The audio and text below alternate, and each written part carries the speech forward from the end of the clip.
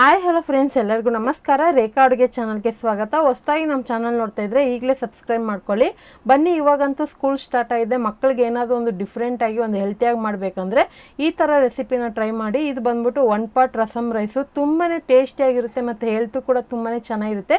ಕೆಲವ್ರಿಗೆ ಎಷ್ಟೋ ಜನಕ್ಕೆ ರಸನೇ ಇಷ್ಟ ಆಗೋದಿಲ್ಲ, ಆದ್ರೂ ಕೆಲವ್ರಿಗೆ ಮಕ್ಕಳಿಗೆ ಲಂಚ್ ಬಾಕ್ಸ್ಗೆ ಕೊಡಬೇಕಂತ ಇಷ್ಟ ಇರ್ತದಲ್ವ, ಅಂಥವ್ರು ಈ ರೆಸಿಪಿನ ಟ್ರೈ ಮಾಡಿ ನೋಡಿ. ಖಂಡಿತ ಎಲ್ಲರಿಗೂ ಇಷ್ಟ ಆಗುತ್ತೆ. ಇವತ್ತಿನ ರೆಸಿಪಿ ಇಷ್ಟ ಆಯ್ತು ಅಂದರೆ ಒಂದು ಲೈಕ್ ಮಾಡಿ, ಶೇರ್ ಮಾಡಿ, ಕಮೆಂಟ್ ಮಾಡಿ. ಬನ್ನಿ ಇವಾಗ ಯಾವ ರೀತಿ ಮಾಡೋದು ಅಂತ ನೋಡ್ಕೊಬರೋಣ. ಇಲ್ಲಿ ನಾನು 1 ಕಪ್ ಆಗೋಷ್ಟು ಅಕ್ಕಿನೂ 1/4 ಕಪ್ ಆಗೋಷ್ಟು ತೊಗರಿಬೇಳೆನ ಎರಡೂ ಹಾಕಿ ಚೆನ್ನಾಗಿ ಒಂದು 2 ಸಾರಿ ತೊಳೆದಿಟ್ಕೊಂಡಿದ್ದೀನಿ. ಅಕ್ಕಿ ನೀವು ರೇಷನ್ ಅಕ್ಕಿ ಆದರೂ ಯೂಸ್ ಮಾಡ್ಕೋಬೋದು, ಸೋನಾ ಮಸೂರಿ ಆದರೂ ಯೂಸ್ ಮಾಡ್ಕೋಬೋದು. ಇಲ್ಲಿ ನಾನು ಈ ಸೈಜ್ ಹುಣಸೆನ 1 ಕಪ್ ನೀರಲ್ಲಿ ನೆನೆಸ್ಬಿಟ್ಟು ಚೆನ್ನಾಗಿ ಕಿವುಚಿ ರಸನ ತೆಗೆದಿಟ್ಕೊಂಡಿದ್ದೀನಿ. ಸೊ ಹುಣಸೆ ಹುಳಿ ನಿಮ್ಗೆ ಎಷ್ಟು ಬೇಕಾದರೂ ನೋಡಿ ಹಾಕೊಬೋದು, ಯಾಕಂದರೆ ತುಂಬ ಜಾಸ್ತಿ ಉಳಿಯೋದೇನು ಚೆನ್ನಾಗಿರೋದಿಲ್ಲ. ಒಂದು ಮೀಡಿಯಮಾಗಿ ಹಾಕ್ಕೊಳ್ಳಿ. ಇಲ್ಲಿ ನಾನು ಕುಟಾಣಿಗೆ 1 ಟೇಬಲ್ ಸ್ಪೂನ್ ಜೀರಿಗೆನೂ ಮತ್ತು ಒಂದು ಅರ್ಧ ಟೇಬಲ್ ಸ್ಪೂನ್ ಮೆಣಸು ಹಾಕಿ ಇದನ್ನು ಚೆನ್ನಾಗಿ ಕುಟ್ಟಿ ಪುಡಿ ಮಾಡ್ಕೊತೀನಿ. ಇವಾಗ ರಸಮ್ ಅಂದರೆ ನಾರ್ಮಲಾಗಿ ಮೆಣಸು ಜೀರಿಗೆ ಹಾಕ್ತಿರಲ್ವ, ಅದೇ ಥರನೇ ಇದನ್ನು. ಕೆಲವು ನಿಮಗೆ ಈ ಥರ ಮಾಡೋದಕ್ಕೆ ಟೈಮ್ ಇಲ್ಲ ಅಂದರೆ ಡೈರೆಕ್ಟಾಗಿ ರಸಮ್ ಪೌಡರ್ ಇದ್ದರೆ ಕೂಡ ಅದು ಕೂಡ ನೀವು ಯೂಸ್ ಮಾಡ್ಕೋಬೋದು, ರಸಮ್ ಪೌಡರ್ನ. ಈಗ ಇದನ್ನು ಕುಟ್ಟಿದ ಮೇಲೆ ಇವಾಗ ಇದಕ್ಕೆ ನಾನು 1 ಗೆಡ್ಡೆ ಆಗೋಷ್ಟು ಬೆಳ್ಳುಳ್ಳಿನ ಸಿಪ್ಪೆ ತೆಗೆದ್ಬಿಟ್ಟು ಈ ಥರ ಇದರಲ್ಲೂ ಹಾಕಿ ಚೆನ್ನಾಗಿ ಕುಟ್ಕೊತಾ ಇದ್ದೀನಿ. ಆವಾಗ ನಿಮಗೆ ಒಳ್ಳೆ ಘಮ ಸಿಗುತ್ತೆ, ರಸಮ್ದು ಒರಿಜಿನಲ್ ಫ್ಲೇವರ್ ಸಿಗುತ್ತೆ. ಇವಾಗ ಕುಟ್ಟಿದ್ದಾಯಿತು. ನೆಕ್ಸ್ಟ್ ಬಂದ್ಬಿಟ್ಟು ಒಗ್ಗರಣೆ ಮಾಡೋದಕ್ಕೆ ಸ್ಟವ್ ಮೇಲೆ ಒಂದು ಕುಕ್ಕರ್ ಇಟ್ಕೊಂಡಿದ್ದೀನಿ. ಕುಕ್ಕರ್ಗೆ ಒಂದು 3 ಟೇಬಲ್ ಸ್ಪೂನ್ ಎಣ್ಣೆ ಹಾಕ್ಕೊಂಡಿದ್ದೀನಿ. ನೀವು ಫುಲ್ಲು ಕಂಪ್ಲೀಟಾಗಿ ಎಣ್ಣೆ ಬದಲು ತುಪ್ಪ ಕೂಡ ಯೂಸ್ ಮಾಡ್ಕೋಬೋದು. ಈಗ ಎಣ್ಣೆ ಬಿಸಿ ಆದಮೇಲೆ ನಾನು ಸಾಸಿವೆ ಹಾಕ್ಕೊತಾ ಇದ್ದೀನಿ. ಒಗ್ಗರಣೆಗೆ ಒಂದು 3 ಒಣಗಿದ ಮೆಣಸಿನ್ಕಾಯಿ ಹಾಕ್ಕೊತಾ ಇದ್ದೀನಿ. ಸೊ ಇವಾಗ ಸಾಸಿವೆ ಒಣಗಿದ ಮೆಣಸಿನ್ಕಾಯಿ ಫ್ರೈ ಆದಮೇಲೆ ಒಂದೇ ಒಂದು ಈರುಳ್ಳಿ ಹಾಕ್ಕೊತಾ ಇದ್ದೀನಿ. ರಸಮ್ ರೈಸಿಗೆ ಈರುಳ್ಳಿ ಕೂಡ ಯೂಸ್ ಮಾಡ್ಕೋಬೋದು, ಕೆಲವರಿಗೆ ಇಷ್ಟ ಇಲ್ಲ ಅಂದರೆ ಸ್ಕಿಪ್ ಮಾಡ್ಕೋಬೋದು. ಸೊ ಯಾಕಂದರೆ ಬೆಳ್ಳುಳ್ಳಿ ಕೂಡ ಹಾಕ್ತೀನಿ, ಮತ್ತು ಅಲ್ಲಲ್ಲಿ ಈರುಳ್ಳಿ ಒಂದೊಂದು ಪೀಸ್ ಸಿಕ್ಕಿದ್ರೆ ತಿನ್ನೋದಕ್ಕೂ ಚೆನ್ನಾಗಿರುತ್ತೆ. ಚಿಕ್ಕ ಸೈಜ್ದು 2 ಟೊಮೊಟೊ ಹಾಕ್ಕೊತಾ ಇದ್ದೀನಿ. ಟೊಮೊಟೊ ನೀವು ಫಾರಮ್ ಟೊಮೊಟೊ, ಹುಳಿ ಟೊಮೊಟೊ ಯಾವುದಾದ್ರು ಯೂಸ್ ಮಾಡ್ಕೋಬೋದು. ಹಾಗೆ ಇದ್ರ ಜೊತೆಗೆ 1/4 ಟೀ ಸ್ಪೂನ್ ಹಿಂಗು, 1/4 ಟೀ ಸ್ಪೂನ್ ಅರಿಶಿನ ಪುಡಿ ಹಾಕ್ಕೊತಾ ಇದ್ದೀನಿ.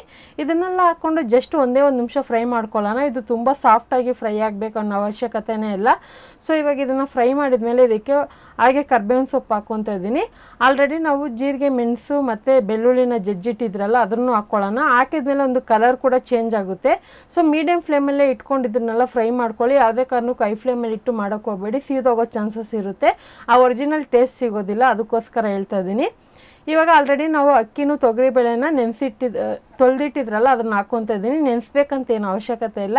ಸೊ ನೀವು ಅಕ್ಕಿ ಬಂದ್ಬಿಟ್ಟು ರೇಷನ್ ಅಕ್ಕಿ ಆದರೂ ಯೂಸ್ ಮಾಡ್ಕೋಬೋದು, ಸೋನಾ ಮಸೂರಿ ಆದರೂ ಯೂಸ್ ಮಾಡ್ಕೋಬೋದು.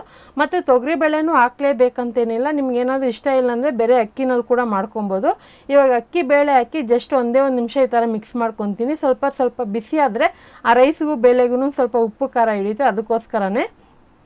ಇವಾಗ ಇದನ್ನು ಫ್ರೈ ಮಾಡೋವಾಗೇ ಇದಕ್ಕೆ ರುಚಿಗೆ ತಕ್ಕಷ್ಟು ಉಪ್ಪು ಹಾಕ್ಕೊತಾ ಇದ್ದೀನಿ. ಸೊ ಉಪ್ಪು ಇವಾಗೆ ನೋಡಿ ಹಾಕ್ಕೊಳ್ಳಿ, ಮತ್ತು ಲಾಸ್ಟಲ್ಲಿ ಕೂಡ ಒಂದು ಸರಿ ಚೆಕ್ ಮಾಡ್ಕೊಳ್ಳಿ. ಇವಾಗ ನೆನೆಸಿಟ್ಟಿರೋಂಥ ಹುಣಸೆಹಣ್ಣಿನ ರಸ ಏನಿದೆ ಅದನ್ನು ಹಾಕ್ಕೊತಾ ಇದ್ದೀನಿ. ಚೆನ್ನಾಗಿ ಕಿವುಚ್ಬಿಟ್ಟು ಆ ಸಿಪ್ಪೆ ಎಲ್ಲ ಇರುತ್ತಲ್ಲ ಅದನ್ನೆಲ್ಲ ತೆಗೆದ್ಬಿಟ್ಟು ಆನಂತರ ಆ ರಸನ ಹಾಕ್ಕೊಳ್ಳಿ. ನಾನಿಲ್ಲಿ 1 ಕಪ್ ಆಗೋಷ್ಟು ಹುಣಸೆಹಣ್ಣಿನ ರಸ ಹಾಕ್ಕೊತಾ ಇದ್ದೀನಿ. ಆನಂತರ ಇದಕ್ಕೆ ನಾನು ಒಂದು 4 ರಿಂದ 5 ಕಪ್ ಆಗೋಷ್ಟು ನೀರು ಹಾಕ್ಕೊತೀನಿ. ಆಲ್ರೆಡಿ ಹುಣಸೆಹಣ್ಣಿನ ರಸ 1 ಕಪ್ ಹಾಕಿದ್ದೀನಿ, ಮತ್ತು ನೀರು ಬಂದ್ಬಿಟ್ಟು 4 ಕಪ್ ಹಾಕ್ಕೊತಾ ಇದ್ದೀನಿ. ನೀವೇನಾದರೂ ಇನ್ನೂ ಲಿಕ್ವಿಡ್ ಆಗಿ ಇನ್ನೂ ಸ್ವಲ್ಪ ತೆಳ್ಳಗೆ ಬೇಕು ಅನ್ನೋದಾದರೆ ಇನ್ನೂ 1 ಕಪ್ ಎಕ್ಸ್ಟ್ರಾ ಕೂಡ ಹಾಕ್ಕೋಬೋದು. ಯಾವುದೇ ರೀತಿ ಇದು ತುಂಬ ತೆಳ್ಳಗೂ ಆಗೋದಿಲ್ಲ, ಅಂದರೆ ಲಿಕ್ವಿಡ್ ಥರನೂ ಇರಲ್ಲ. ನಮಗೆ ಬಿಸಿಬೇಳೆ ಬಾತ್ ಇರುತ್ತಲ್ಲ ಆ ಥಿಕ್ನೆಸ್ ಇದ್ದರೆ ಕರೆಕ್ಟಾಗಿರುತ್ತೆ. ಇದನ್ನೆಲ್ಲ ಮಿಕ್ಸ್ ಮಾಡಿದ ಮೇಲೆ ಬೇಕಂದರೆ ಉಪ್ಪು ಖಾರ ಚೆಕ್ ಮಾಡ್ಕೊಳ್ಳಿ. ಬೈ ಚಾನ್ಸ್ ಉಪ್ಪೇನಾದ್ರು ಕಡಿಮೆ ಅನಿಸಿದ್ರೆ ಒಂಚೂರು ಉಪ್ಪು ಹಾಕ್ಕೊಂಡು ಇದನ್ನು ಮೀಡಿಯಮ್ ಫ್ಲೇಮಲ್ಲೇ ಮುಚ್ಚಿಬಿಟ್ಟು ಒಂದು 4 ರಿಂದ 5 ವಿಸಿಲ್ ಕೂಗಿಸಿದ್ರೆ ಸೂಪರಾಗಿರುವಂಥ 1 ಪಾಟ್ ರಸಮ್ ರೈಸ್ ರೆಡಿ ಆಗುತ್ತೆ.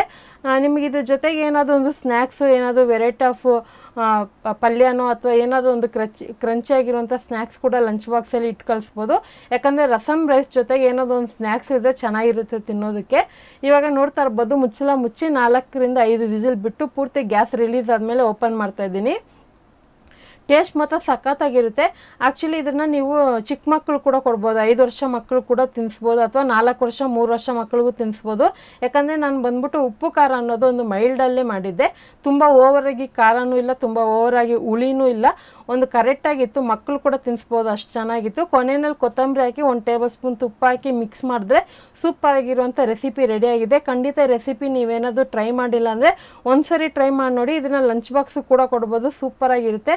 ಇದೊಂದು ಹೆಲ್ತಿ ರೆಸಿಪಿ ಅಂತಲೇ ಹೇಳ್ತೀನಿ. ಖಂಡಿತ ರೆಸಿಪಿ ಇಷ್ಟ ಆಯ್ತು ಅಂದರೆ ಒಂದು ಲೈಕ್ ಮಾಡಿ, ಶೇರ್ ಮಾಡಿ, ಯಾವ ಥರ ಇತ್ತು ಅಂತ ಕಮೆಂಟ್ ಮಾಡಿ. ರೇಖಾ ಅಡುಗೆ ಚಾನಲ್ನ ಹೊಸದಾಗಿ ನೋಡ್ತಾ ಇದ್ದರೆ ಸಬ್ಸ್ಕ್ರೈಬ್ ಮಾಡ್ಕೊಳ್ಳಿ. ಈ ವಿಡಿಯೋ ನೋಡಿದ್ದಕ್ಕಾಗಿ ಎಲ್ರಿಗೂ ಧನ್ಯವಾದಗಳು.